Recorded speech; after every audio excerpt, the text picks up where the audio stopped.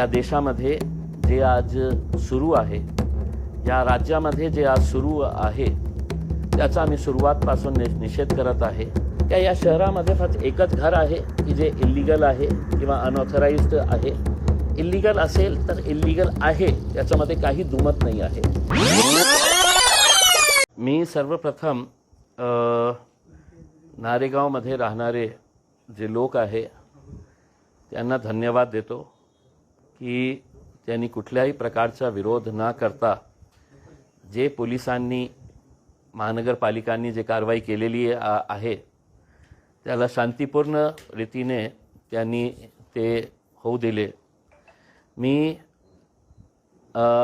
मतींच्या परिवाराला सलाम करतो की ज्यांनी महानगरपालिकेचे अधिकाऱ्यांना पोलिसांना जेव्हा फुलांचा वर्षाव करत होते तर खऱ्या अर्थाने ते फुलांचा वर्षाव त्यांच्यावर नहीं होता, नाइंसाफ़ी की अर्थी के ऊपर वो फूलों का अर्पण कर रहे थे.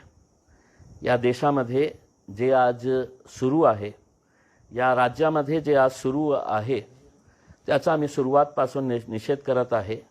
एखादा माणसावर आरोप होतो आणि तुरंत काही राजनैतिक पक्ष त्याला दोषी ठरवून टाकतात, काही संघटनांचे लोक त्यांना दोषी ठरवून देतात आणि दुर्दैवाने the fourth pillar of democracy जे आपला मीडिया आहे त्यांचाही रोल जे आहे ते निंदनीय आहे.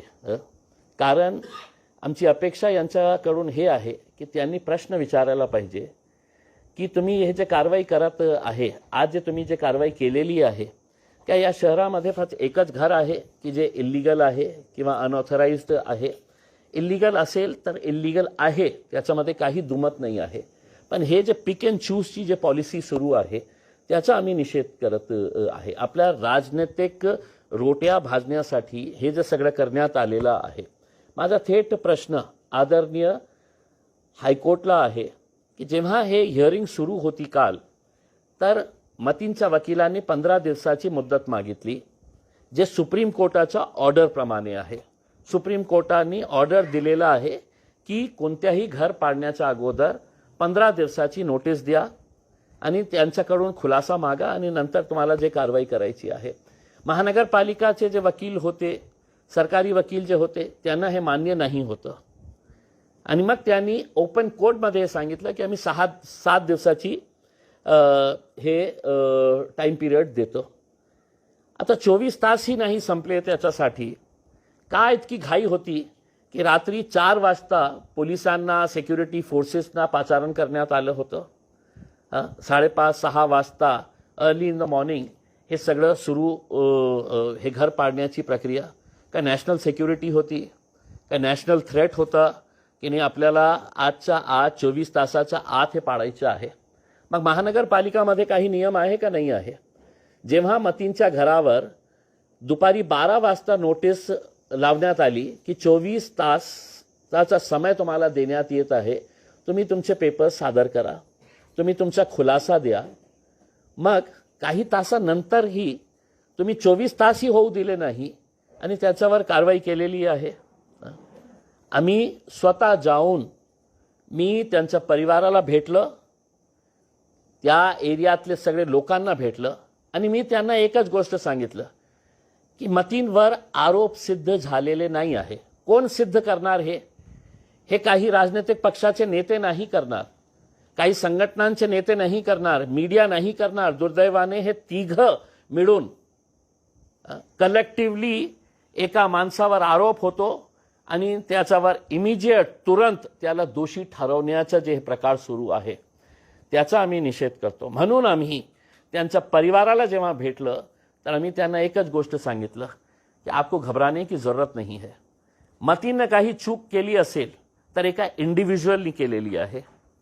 त्या घरामध्ये राहणारा त्याचा वयोवृद्ध आई, त्याचा वयोवृद्ध पिता आजारी आहे, लहान मुलं, त्याची बायको, त्यांचा काय दोष आहे. आणि जेव्हा मी हे बोलतो तर मी एकटा असा बोलतो असा नाही आहे. हे माझ्या हातात जे आहे सुप्रीम कोर्टाचे चीफ जस्टिस RS गवई 2024चं जजमेंट आहे, जेव्हा हायकोर्ट सुप्रीम कोर्टांनी उत्तर प्रदेशमध्ये जे कल्चर सुरू होता JCB लावून घडे पाडण्याचा, काही निर्णय येण्याच्या अगोदरच कुणाच्यावर आरोप झाला की JCB घेऊन जायचं आणि त्याचं घर पाडायचं. मग जस्टिस गवाईने आपल्या या जजमेंटमध्ये, हे जजमेंट आहे writ petition criminal number 162 of 2022, writ petition civil number 328 of 2022, त्याचं जजमेंट 2024ला RS गवई चीफ जस्टिस यांनी जेव्हा दिलं तर त्यांनी या जजमेंटची सुरुवात एका कविताच्या ओळीने केली. ते कविता प्रदीप ने लिहिलेली आहे. त्याच्या 4 ओळी मी आपल्याला, त्याचं जजमेंटची सुरुवात त्यांनी असं केले होते. अपना घर हो, अपना आंगन हो, इस ख्वाब में हर कोई जीता है, इंसान के दिल की ये चाहत है कि एक घर का सपना कभी न छूटे. आणि त्याच्यानंतर त्यांनी जे 2 पॅराग्राफ लिहिलेले आहे ते या देशामध्ये राहणारे ते हायकोर्टाच्या जजेसलाही हे मान्य आहे का नाही आहे, लोअर कोर्टच्या जजेसलाही हे मान्य आहे का नाही आहे, ॲडमिनिस्ट्रेशन आणि पोलीसलाही मान्य आहे का नाही आहे. जेव्हा त्यांनी हे लिहिले, it is a dream of every person, every family to have a shelter above their heads. A house is an embodiment of the collective hopes of a family or individual's stability and security. An important question as to whether the executive should be permitted to take away the shelter of a family or families as a measure for infliction of penalty on a person who is accused in a crime. याचा अर्थ काय आहे की supreme कोर्टाने हे प्रश्न विचारलेला आहे की आपण प्रशासनाला, सरकारला हे अधिकार देऊ शकतं का की एका माणसावर फक्त आरोप झाले आणि त्याच्या पूर्ण फॅमिलीला किंवा फॅमिलीजला त्या घरातून आपण बाहेर काढून त्या घर पाडण्याची परवानगी देऊ शकतं का आपण. हे सुप्रीम कोर्टाचे चीफ जस्टिस RS गवई जेव्हा हे प्रकरण कोर्टामध्ये गेलं होतं तर हायकोर्टाला हे माहीत नाही आहे का की सुप्रीम कोर्टाने हे निर्णय दिलेला आहे आणि इतकं क्लिअर ऑब्झर्वेशन्स आहे त्याच्यामध्ये. मग हे या राज्यामध्ये काय गुंडाराज सुरू आहे का? आहे गुंडाराज सुरू.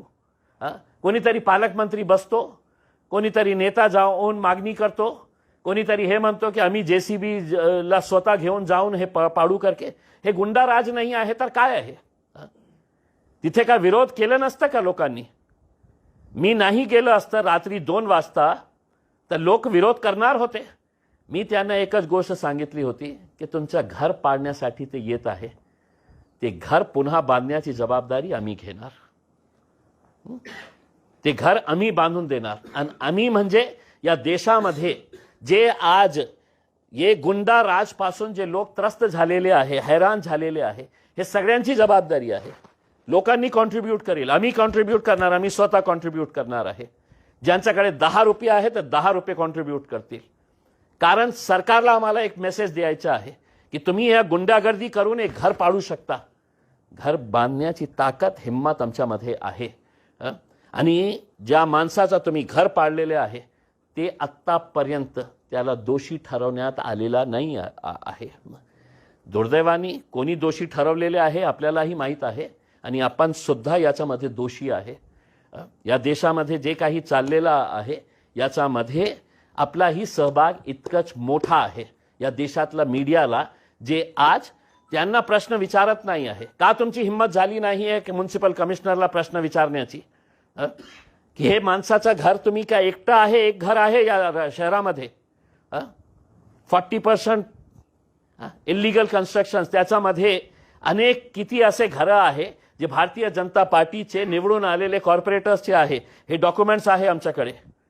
आज जाणार आम्ही महानगरपालिकेच्या आयुक्तांना हे दाखवणार आहे की तुम्ही लिहिलेले आहे या डॉक्युमेंटमध्ये की हे इल्लीगल कन्स्ट्रक्शन आहे, त्या कॉर्पोरेटरची सदस्यता रद्द करा, हे तुम्ही लिहिलेले आहे. मार्चचा ऑर्डर आहे तुमचा, मग का करण्यात येत नाही याच्यावर कारवाई? की फक्त तुमची सरकार आहे? मग या देशामध्ये, या राज्यामध्ये 2 कायदे आहे. इम्तियाज जलीलसाठी वेगळा कायदा आहे आणि ह्या भारतीय जनता पार्टीचे किंवा शिवसेनेचे लोकांसाठी वेगळा कायदा आहे. असं होऊ शकत नाही. पण तुमच्यामध्ये हिंमत नसेल तर आमच्यामध्ये हिंमत आहे, आम्ही जाऊन हे प्रश्न विचारणार आहे. वेट्स हॉटेलची पैसे कुठून आणले होते? कशा प्रकारचे सगळे नियम धाब्यावर ठेवून आपल्या मुलाच्या नावावर एक हॉटेल तुम्ही कशा प्रकारे बळकावली होती? दलित समाजाचे, आपण दलित समाजाचे आहे, एससी समाजातले आहे, 364 दिन नाही, मी हिंदू आहे, 1 दिवसासाठी मी एससी होणार आहे.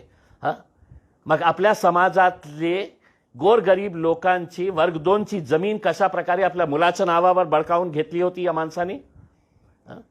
शेंद्रामध्ये जे रिझर्व्ड MIDCचा प्लॉट होता ट्रक टर्मिनससाठी, सगळं नियम धाब्यावर ठेवून आपल्या पदाचा गैरवापर करून कशा प्रकारे ते रिझर्वेशन काढून ते जमीन पुन्हा आपल्या मुलाच्या नावावर करून घेतली होती.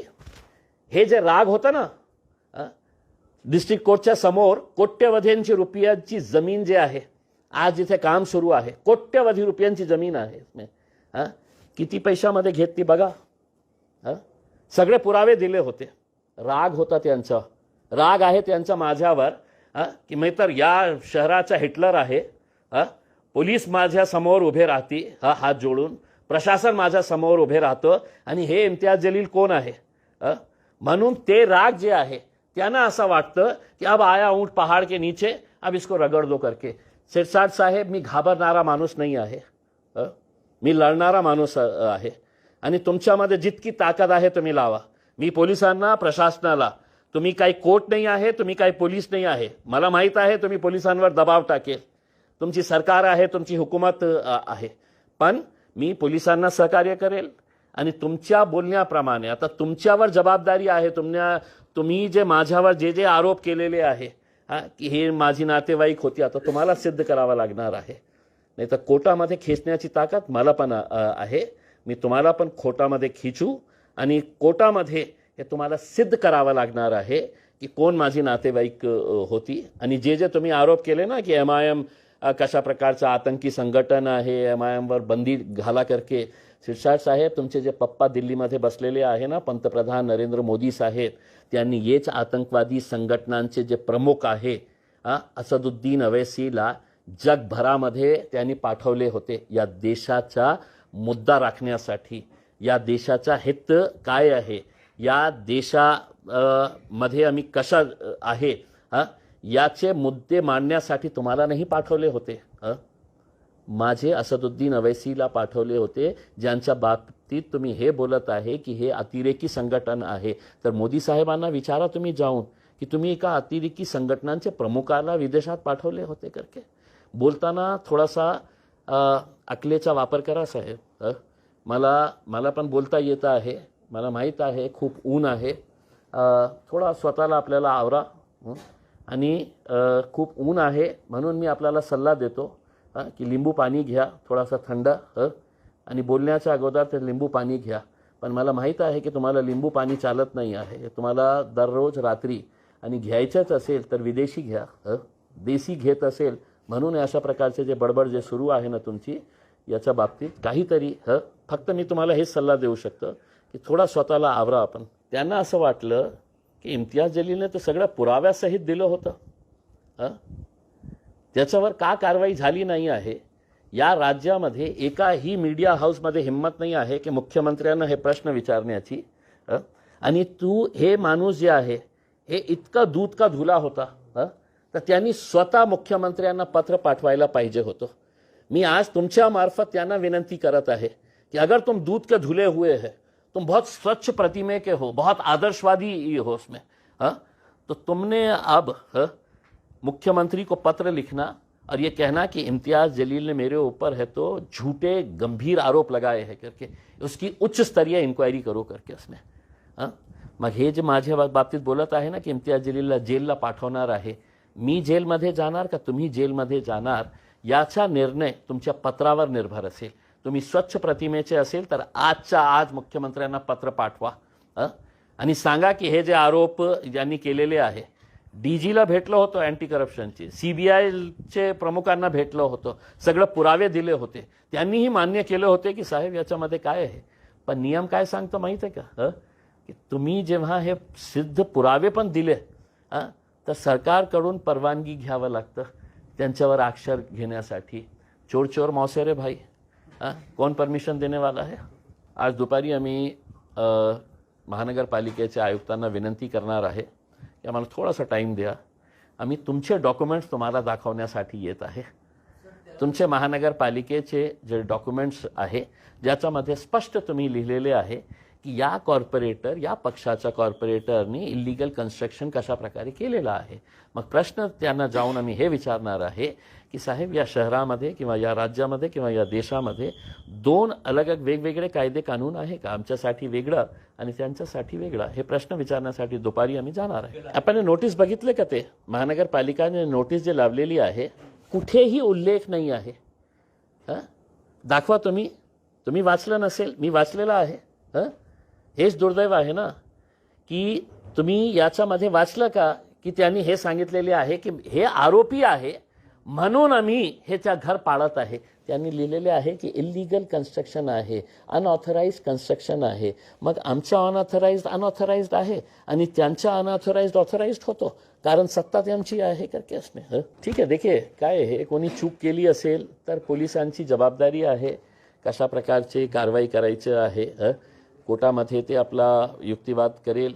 पोलिसांना काय म्हणायचं आहे ते आपलं म्हणणं मांडतील. मला काहीही नाही आहे. मी तर स्पष्ट बोलणारा माणूस आहे की माझ्या पक्षातून कोणी चूक केली असेल तर कायद्याप्रमाणे ते जे प्रोसेस आहे त्यांना फॉलो करावा लागणार आहे. पोलिसांनी माझ्यावर आरोप केले का? इन्व्हेस्टिगेशन कोण करत आहे? त्यांनी माझ्या बाबतीत काही बोललं का? मला हेच बोलायचं आहे की संजय शिरसाट ना तर न्यायालय आहे ना पोलीस आहे. त्यांची फक्त एकच इच्छा आहे की मी ज्या प्रकारे त्यांच्यावर आरोप केलं होतं ते फक्त आरोप नाही होते, असे फाईल्स होते, मोठे मोठे डॉक्युमेंट्स होते. त्या डॉक्युमेंट्सला तुम्ही चॅलेंज केलं का? नाही केलं ना तुम्ही. आणि आज तुम्ही जेव्हा माझ्यावर आरोप करत आहे, मी काडी मात्र तुमच्या आरोपाला महत्त्व देत नाही आहे. आरोपाला काय, तुम्हाला मी महत्त्व देत नाही आहे, तुमच्या आरोपाला तर सोडा. तुम्ही पालकमंत्री असेल, पण माझ्या पालकमंत्रीची एक जे भावना होती, एक हे होतं, स्वप्न होतं की माझ्या शहराचा जे पालक असायला पाहिजे. असे चोर भामटे लोक माझ्या शहरातले पालकमंत्री असेल तर मला असं वाटत नाही आहे की त्यांना काही मला इज्जत देण्याची आवश्यकता आहे करके असणे. तुम्हाला शब्द असं वाटेल की तुम्ही पालकमंत्र्यांना अशा हे शब्द वापरत आहे. ज्या माणसाची जितकी लायकी असतं तितकंच त्याला मिळतं. मी दुसऱ्या कोणाच्या बाबतीत बोलत आहे का? नाही बोलत आहे ना. मी तर या राज्याच्या मुख्यमंत्र्यांचा आदर करतो. देवेंद्र फडणवीस साहेबांचे चांगले मुख्यमंत्री आहे. मी दुसऱ्या पक्षांच्या नेत्यांचा आदर करतो. मी उद्धव साहेबांना लाईक करतो. पण अशा प्रकारचे हे जे लोक आहे त्यांना संधी मिळालेली आहे पैसा कमावण्यासाठी, सेवा करण्यासाठी नाही मिळालेली आहे. मी आपल्याला ही विनंती करणार, तुम्ही का सोडणार आम्हाला उसके अंदर? आम्ही जेव्हा जाईल तर तुम्ही पण या आणि तुमच्या समोरच फक्त तुमच्यामध्ये हिंमत जुटवा त्यांना प्रश्न विचारण्याची की जे कारवाई तुम्ही मतींच्या बाबतीत केलेली आहे तीच कारवाई तुम्ही भारतीय जनता पार्टी किंवा शिवसेनेचे जे पदाधिकारी आहे त्यांच्यावर करणार का आहे.